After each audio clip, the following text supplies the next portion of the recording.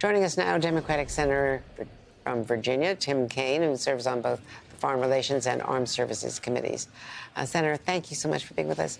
I know you're concerned about the increased military and economic cooperation between North Korea and Russia, which has really, along with China, really bailed Putin out during a tough period, and just when, of course, U.S. aid was being blocked. Andrea, absolutely. In fact, what you see, and it's increased in the last 10 years, is the closening of the relationships between Russia, China, North Korea, and Iran. We used to analyze these as separate threats, separate adversaries, but they have realized that America's strategic advantage is not just in our people and our platforms, but it's in our alliances, whether it's NATO in Europe or the AUKUS framework in the Indo-Pacific. I worked very significantly on both of these initiatives. Our adversaries now see, wow, the ability to have strong alliances is a force multiplier, and so they're trying to do the same. And it's important that we take that into account as we analyze the nature of the threats that we face and that our allies face. Secretary Blinken, in speaking about the Chinese military support, it's not weapons. They haven't crossed that red line. But look at what else he says they are providing. Some 70% of the machine tools that Russia's importing are coming from China. 90% of the microelectronics coming from China. And that has enabled Russia to keep that defense industrial base going, to keep the war machine going. So that is a huge differentiator. Without China, their money as well, violating sanctions, and without North Korea, Putin would be back on his heels, especially with, his manpower problems and all the other problems that he's had, and morale problems. Completely, and without Iranian drones. I mean, Putin doesn't have an economy that has the capacity to produce what he needs to maintain this war without the other, bigger authoritarian nations in the world backing him up. We're going to be meeting the Senate Foreign Relations Committee this afternoon with NATO Secretary General Stoltenberg, and we're going to talk significantly about NATO. We're going to talk a lot about Ukraine, but we're also going to be exploring what are the ways that democratic nations can use tools to shut off or penalize those who are assisting this illegal Russian war machine.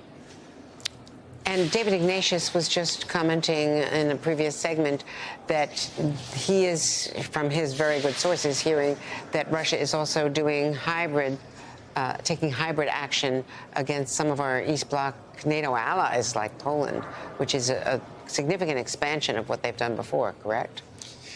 They are. I mean, I don't want to say more than I can, but we definitely see Russia taking steps to destabilize nations in the eastern portion of NATO. But we've seen that for years. I mean, America was paying a lot of attention to Russian efforts to interrupt our 2016 campaign, but we paid less attention to what Russia was doing to interrupt campaigns all throughout the eastern rim of NATO. And they are very much frightened by democracies on their borders because they know if Russian citizens see successful democracies just across the border where people have freedoms and where there's a quality of life dramatically better than Russia, then that makes Russians look at their own leadership and say, why have you failed us? They don't want successful democratic nations on their border, and so they are undertaking these hybrid steps to destabilize them so that the Russian people won't fully grasp how badly their leadership is letting them down every day. We don't have too much time left, but I wanted to ask you whether you're going to attend the joint meeting of Congress on July 24th with Prime Minister Netanyahu, who is, according to many people in the U.S., not doing enough to let aid in or injured Gazans out while we have this stalled hostage deal. And obviously nothing excuses what happened on October 7th, but the progression of the war and some of the weapons, U.S. weapons used, have been disproportionate. Andre, I'm not thinking that much about a speech more than a month from now. I'm thinking about this hostage deal and ceasefire that's on the table.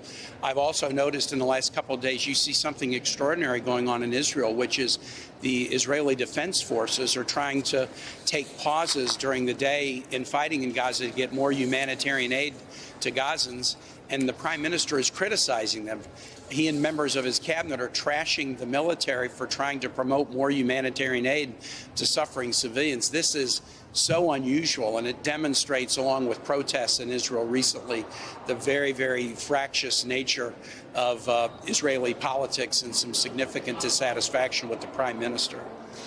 And before I let you go, I know that you and some of your colleagues have introduced new measures to try to professionalize our ambassador corps, where the numbers are creeping up again of political ambassadors as compared to foreign service. The foreign service is, a jewel in the crown of the administration's foreign policy. And we've got some very good political ambassadors, but some who have, notably in congressional hearings, been dreadful. Yeah, it's my goal as a Foreign Relations Committee member is to have the State Department be as professional as can be, and that's not only in ambassadors; it's also in assistant secretaries of state and other key leaders of sections of the State Department. There is a role, Andrew, as you point out, it so well, for the political ambassador. Often, a nation that gets a political ambassador says, "You've sent us somebody who's a close confidant of the president," and that means we're important to the president. So that can send a positive message. But I generally think having the career ambassadors at 2/3 or above is a smart thing that really takes advantage of this professionally trained service that suggests that our interactions with other nations isn't at the whim of partisan politics. And so, yes, I've done a couple of bills, and I have one pending right now that I'm hoping to get included in the State Department reauthorization bill that we're working on in foreign relations right now.